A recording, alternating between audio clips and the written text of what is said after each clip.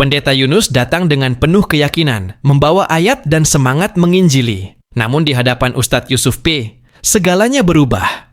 Setiap dalil yang disampaikan justru dibedah dengan penjelasan tajam dan tenang.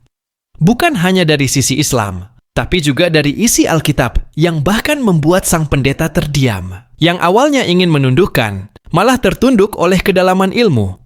Inilah momen ketika keyakinan diuji oleh pengetahuan yang sesungguhnya. Mulai penginjilan.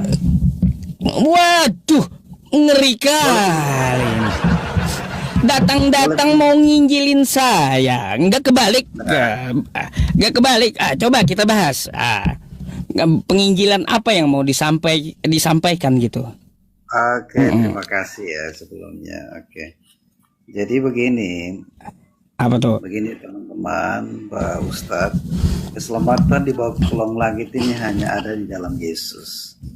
Kisah 4 ayat 12 itu hanya di bawah kolong langit ini hanya ada dalam nama Yesus. Waduh. Tidak ada dalam siapapun.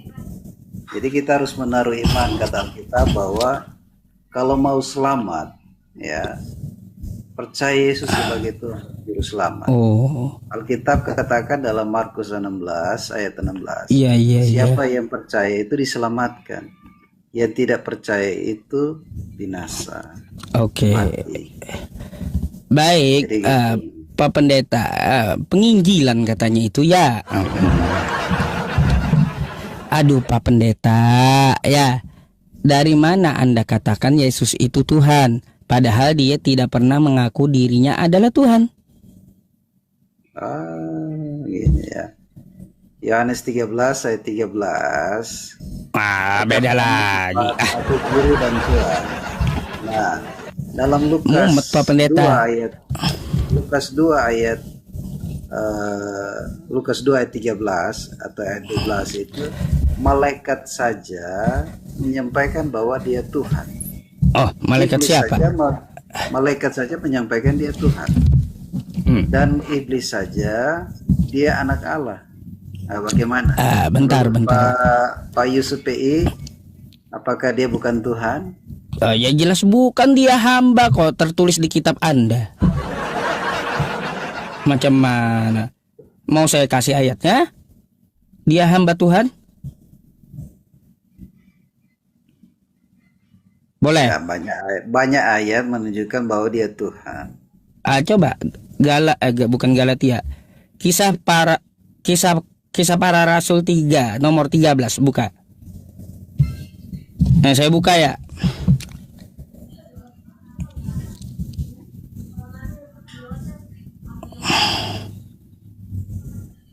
Ada Pak Pendeta dapat?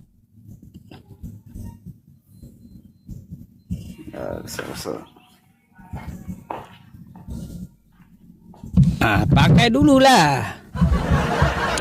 Penginjilan masa kagak pakai kitabnya? Gimana ini?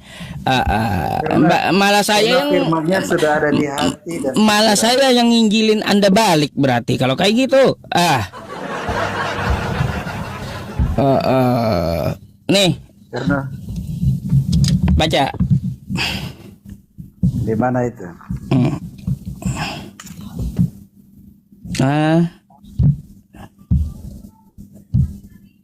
Bentar ya.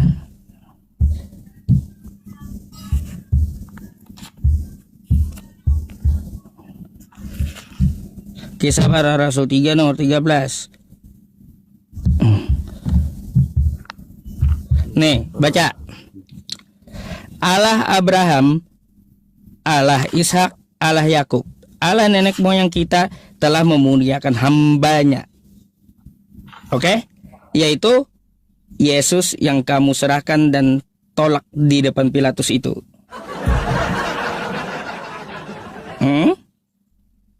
Nih, Yesus hamba Tuhan. Hambanya dari Tuhannya Abraham, Ishak, dan Yakub.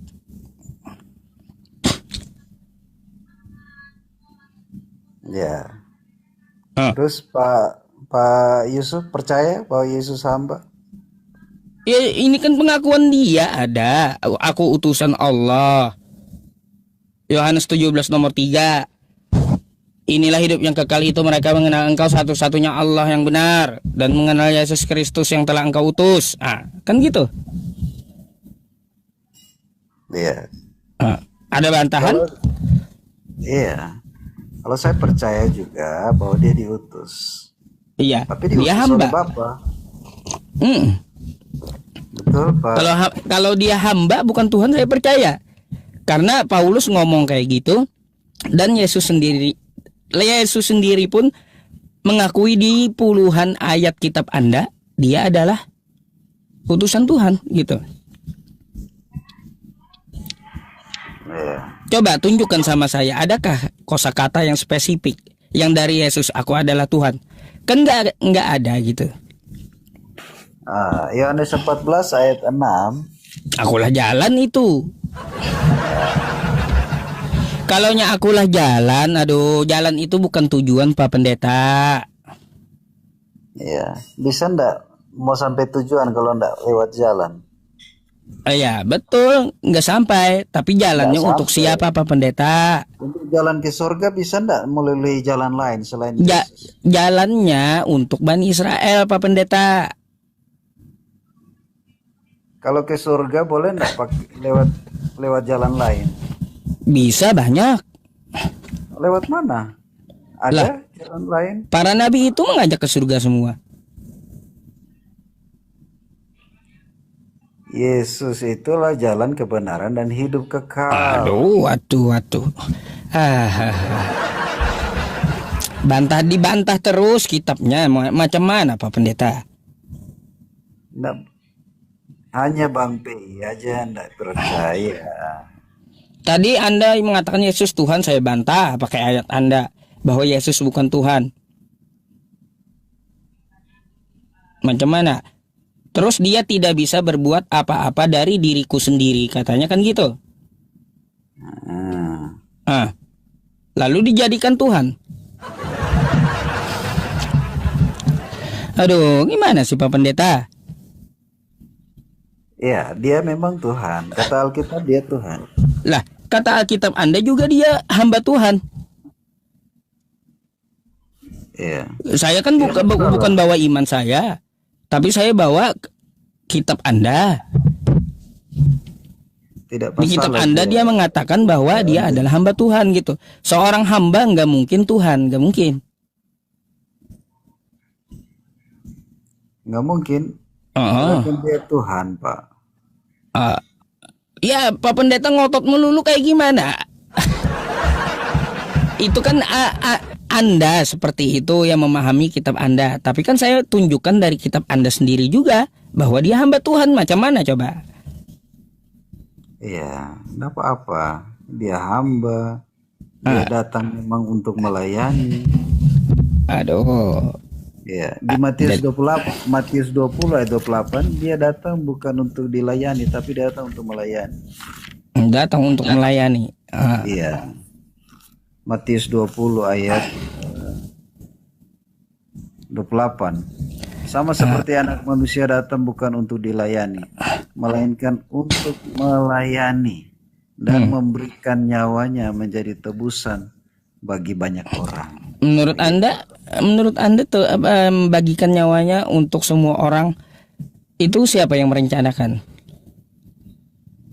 Ya, Bapak yang mau supaya banyak orang diselamatkan. Bapak di surga. Iya. Bertentangan dong sifatnya dengan Yohanes 3 nomor 16. Inilah anak yang kukasihi. Kepada dia saja engkau berkenan. Bukan. Begitu besar kasih Allah atas dunia ini, kan kayak gitu. Yeah. Begitu besar atas dunia ini. Kok tiba-tiba kejam dia? Kejam. Dia merencanakan anaknya untuk dibunuh. Iya. Tadi katanya kasih Tuhannya. Tiba-tiba dia mengutus anaknya agar anaknya mati dibunuh.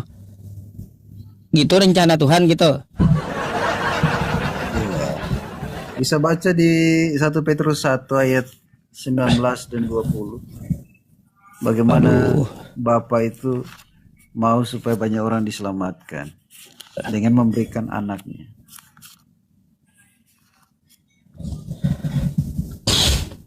1 Petrus 1 ayat 20.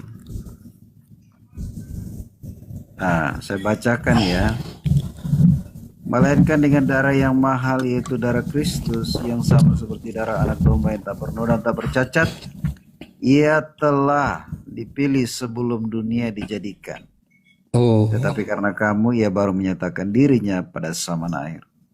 Oh. Oleh dialah kamu percaya kepada Allah, yang telah membangkitkan dia dari orang mati, yang telah memuliakannya, sehingga iman dan pengharapanmu tertuju kepada Allah. Begitu, Pak. Jadi udah tertulis semenjak awal gitu ya? Iya. Oh, di mana emang tertulisnya itu? Ya, telah dipilih Allah. Iya, dia telah dipilih itu sejak awal. Itu di mana gitu? Kejadiannya di mana? Ya, kejadiannya lewat firman-Nya. Alkitab menyatakannya. Kalau Mika 5 lagi, Pak. Mika 5 itu ayat 1 itu, bagaimana Yesus itu sudah dirancang sejak purbakala. Itu yang Dirancang sejak purbakala agar mati di salib gitu. Direncanakan oleh Bapaknya. Oh, direncanakan oleh Bapaknya agar anaknya mati. Iya, karena jalan satu-satunya untuk menebus dosa manusia. Masalahnya Pak, tadi saya bilang akan bertentangan dengan sifatnya. Begitu besar kasih Allah akan dunia ini, sehingga dia mengaruniakan anaknya yang tunggal. Iya. Iya, bukan berarti ya harus dibunuh itu anak. Malah bertentangan nanti.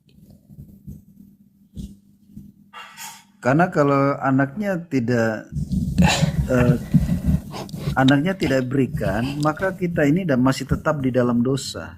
Masa Pak Yunus, Pak Pendeta Yunus mengatakan bahwa rencana penyalipan itu adalah rencana Tuhan yang di surga. Ini Tuhan berarti melakukan pembunuhan berencana kalau kayak gitu. Kan udah awal direncanakan Tuhan. Nah, berarti Tuhan melakukan pembunuhan berencana dari awal. Mana nubuatannya? Ya, ini nubuatan tentang kedatangan Yesus ya. Ini supaya Bang Pei tahu ya. Dalam Mika 5 ayat 1. Tetapi engkau, hai Betlehem Efratah, hai yang terkecil di antara kaum-kaum Yehuda, daripadamu akan bangkit bagiku seorang yang memerintah Israel, yang permulanya sudah sejak purbakala, sejak dahulu kala. Nah ini. Jadi Yesus itu sudah dirancang untuk kedatangannya. Itu di mana nubuatnya, di mana? Mika 5 ayat 1. Mika kan bukan perjanjian lama toh? Perjanjian lama itu, Pak. Oh, Mika. Iya. Mika, ya. Mika 5 ayat 1. Yesus keturunan Yehuda. Lahir Mika. di Yerusalem, Efrata. 700 tahun sebelum Tuhan Yesus datang. Mika 5? Bentar. Mika berapa? Mika 5 ayat 1. Oke, sekarang kau harus mendirikan tembok bagimu pengepungan. Mika 5 ayat 1 kan? Iya, Mika 5 ayat 1. Tentang apa itu? Tentang Raja Damai. Oh, nggak nyambung Pak. Kalau ke Mika ini, engkau nih ya, Mika 5 nomor 1. Sekarang engkau harus mendirikan tembok bagimu, pagar pengepungan telah mereka dirikan melawan kita. Mika, dan tongkat. Pak. Mungkin salah baca, Pak. Mika 5 bagian poin 1. Ini isinya. Raja Mesias dan penyelamat Israel. Itu temanya. Mana yang betul sih ini kitab? Kitab mana itu? Kok beda Mika 5 ayat 1 aja beda isinya. Aduh. Mika 4 itu kayaknya. Makanya. Mika Buka di 5. HP aja. Buka di Nih. HP. Mika 5. Iya. Nomor 1 nih. Mika 5 nomor 1. ini tetapi engkau, hai Bethlehem Efrata, hai yang terkecil. Oh, yang ini. Ini 2, Pak. Oh, iya kalau di Alkitab, itu ayat 1. Mana lah yang betul ya. Aduh, bingung saya jadinya. Iya, ya. Tetapi engkau, hai Bethlehem Efrata, yang terkecil di antara kaum-kaum Yehuda, daripadamu akan bangkitku seorang yang akan memerintah Israel, yang permulaannya sudah sejak purbakala, dahulu kala. Ya. Sebab ia akan membiarkan mereka sampai waktu perempuan yang melahirkan, lalu selebihnya dari saudara-saudaranya akan kembali. Ini tentang, coba kita lihat ya perikopnya ini. Raja Mesias dan penyelamat Israel. Tapi Pak, sayangnya Anda bawa ayat itu di zaman Yakub. Coba baca ke bawahnya. Itu Bukan kitab untuk Yesus. Nubuatan Mesias. Iya. Mesias ada berapa? Mesias ada berapa? Mesias yang mana yang Anda maksud nih? Mesias Kalau yang ini yang Anda tunjukkan sama saya, ini terjadi di zaman Yakub. Iya. Loh, Yakub iya, punya nggak ada untuk Yesus. Yakub punya anak 12 Hah? anak Yakub. Yakub punya anak 12, ini disebut 12 anak Yakub. Yang terakhir adalah Yehuda, yang bungsu. Waduh, iya Yesus penyelamat lahir dari Israel. keturunan Yehuda. Gitu Pak. Aduh, iya. Sebagai tambah-tambah informasi, ya. Boleh saya tanya yang lain Pak, yang agak menarik gitu. Perencanaan tadi menurut Anda adalah rencana Tuhan. Lalu gimana dengan yang mengatakan bahwa penyalipan itu rencana iblis? Karena kan ada ayatnya, penyalipan itu dari rencana iblis.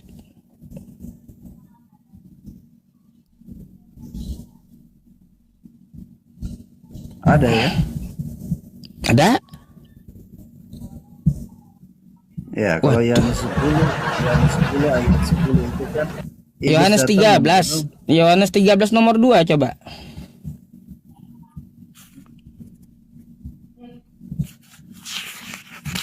Yohanes 13 nomor 2.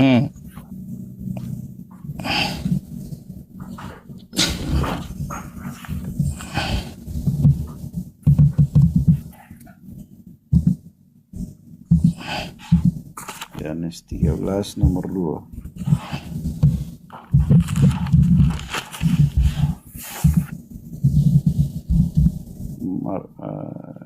Sementara itu sebelum hari raya Paskah mulai, Yesus telah tahu bahwa saatnya sudah tiba untuk beralih dari dunia ini kepada Bapa.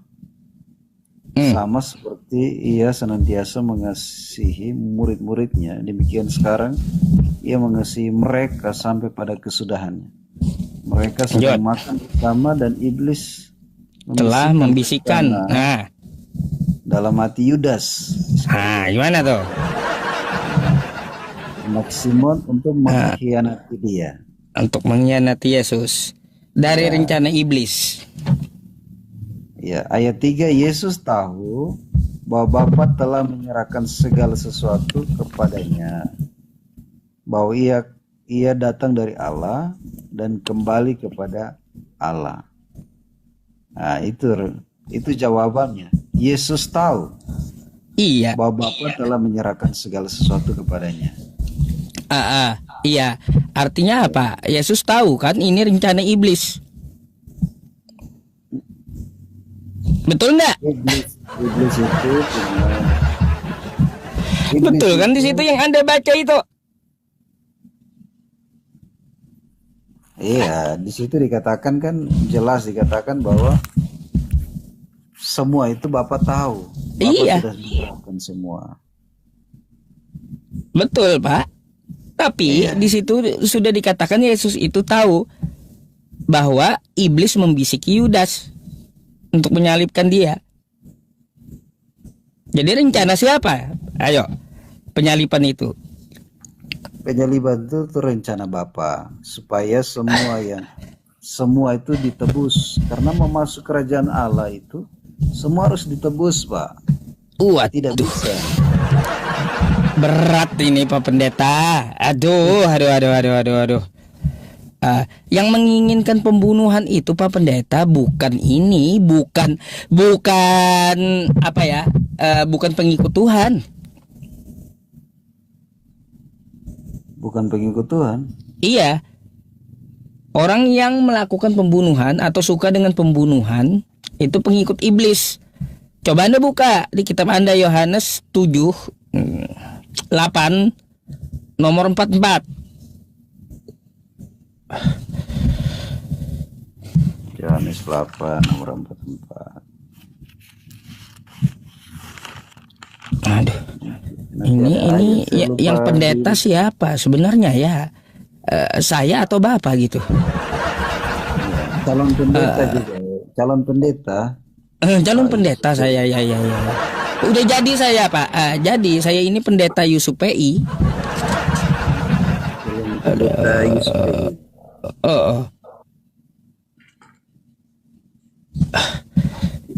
Ada Yohanes lagi Pak Yunus 8. yang ya Yohanes 8:44 tadi.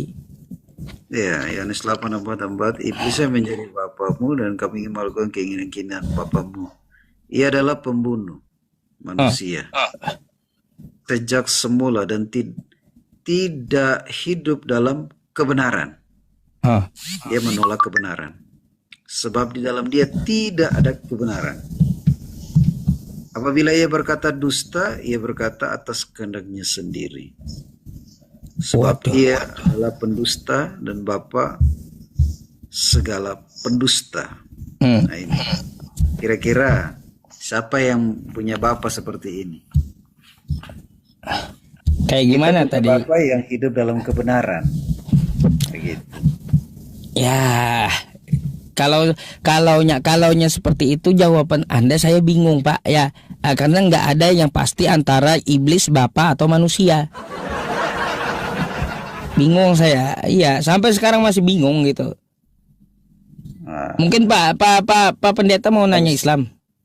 kalau saya tidak bingung karena saya tahu Bapa yang benar yang dalam kebenarannya. Anda mau tanya Islam? Ya, tanya tentang apa ya? Eh, Ada enggak keselamatan di dalam Islam? Itu aja Waduh, dijawab. iya. Yakin kali Pak Pendeta selamat gitu ya teman-teman. Ya jelas adalah. Ada. Di dalam Quran kami Allah menjamin orang yang bertakwa yaitu umat Islam untuk masuk surga. Quran surah Maryam ayat 72. Tsumma nunajjil ladzina taqaw wa nadharu dzalimina fiha jisiyya. Dan Allah akan menyelamatkan orang bertakwa. Siapa yang dimaksud bertakwa? Coba buka Quran surah Ali Imran ayat 102. Tuh. Ya ayyuhalladzina amanu taqullaha haqqa tuqatih wa la tamutunna illa wa antum muslimun. Ya, tuh. Hai orang-orang bertakwa, bertakwalah kepada Allah dengan sebenar-benarnya takwa dan janganlah kamu mati kecuali dalam keadaan Islam. Jadi Allah akan menyelamatkan orang Islam. Tuh, keselamatan dalam Islam. Terus Nabi Muhammad juga menjamin keselamatan di dalam agama Islam. Dalam riwayat Bukhari, kullu ummati yadkhulunal jannah illa man aba. Semua umatku akan masuk surga kecuali yang enggan. Ada itu Pak Pendeta. Secara tekstual keselamatan di dalam agama Islam. Mungkin ya saya nggak perlu tampilkan datanya sama Pak Pendeta, karena yang teman-teman Muslim ya mungkin udah pada tahu yang saya baca gitu. Jadi keselamatan dalam agama Islam itu pasti. Nah, gitu. Coba kalau saya balik tanya, sesuai dengan yang seperti Al-Quran tadi, ya, bahwa Islam ada keselamatan, Allah akan menyelamatkan Islam, orang Islam. Saya balik tanya Pak Pendeta, adakah Yesus berkata di kitab Anda, saya akan menyelamatkan Kristen? Ya, Kristen itu kan organisasi, tapi Yesus itu kan datang tidak menyelamatkan organisasi. Yang saya maksud Pak, Kristus. Secara tekstual, aku menyelamatkan Kristen, kata Yesus, seperti kata Allah, aku menyelamatkan orang bertakwa. Ya. Ada nggak? Kalau dalam kekristenan begini Pak Ustaz, ya. Di dalam Yohanes 1 ayat 12, setiap mereka yang percaya disebut anak-anak Allah. Itu jaminannya. Nah, yang kedua, di bawah kolong langit ini sebelum Muslim ada abad pertama, Kisah Para Rasul 4 ayat 12 sudah berkata, di bawah kolong langit ini tidak ada nama lain yang dapat menyelamatkan umatnya, hanya Yesus. Yesus itu datang tujuannya untuk menyelamatkan. Aduh Pak Pendeta, gimana dia mau menyelamatkan orang? Sama diri sendiri aja dia tidak bisa menyelamatkan. Kan gitu. Mau menyelamatkan orang, sama diri sendiri aja dia kagak bisa menyelamatkan dirinya. Dari tentara Romawi, alih-alih mau menyelamatkan orang. Aduh, Pak Pendeta, mana coba datanya seperti itu ya? Aku menyelamatkan Kristen, nggak ada. Iya, Kristen itu sekelompok orang pengikut Kristus, begitu. Karena Tuhan itu tidak menyelamatkan kelompok, Tuhan menyelamatkan setiap orang yang percaya. Waduh. Iya. Karena tidak ada organisasi di sorga. Tadi yang nggak ada memang. Itu kan organisasi. Islam agama, Muslim itu sebutan pemeluk Islam. Iya, Islam itu organisasi. Bukan organisasi, Islam itu agama. Agama, iya. Tuhan tidak menyelamatkan agama. Gitu Pak. Oke, ya udah nggak apa-apa kalau gitu. Gitu Pak Ustadz. Baik, Pak Pendeta Yunus, ya karena ada yang antri juga di bawah nih, ya. Iya. Dia ada janji minta naik. Tadi saya pengen naikin dia lagi juga gitu ya, biar gantian, oke? Terima kasih Pak Ustadz. Sama-sama. Yang datang menginjili justru berakhir mencari arti. Pendeta Yunus kehabisan kata. Karena setiap ayat yang ia bawa kembali padanya dengan makna yang lebih tajam. Ustadz Yusuf P. menunjukkan bahwa kebenaran tak perlu suara keras, cukup logika dan dalil yang jelas. Ilmu menenangkan, keyakinan tanpa dasar melemah. Bagaimana menurutmu? Siapa yang benar-benar memahami kitabnya? Tulis pendapatmu di komentar. Dan jangan lupa, like, share, dan subscribe, biar makin banyak yang berpikir sebelum berbicara.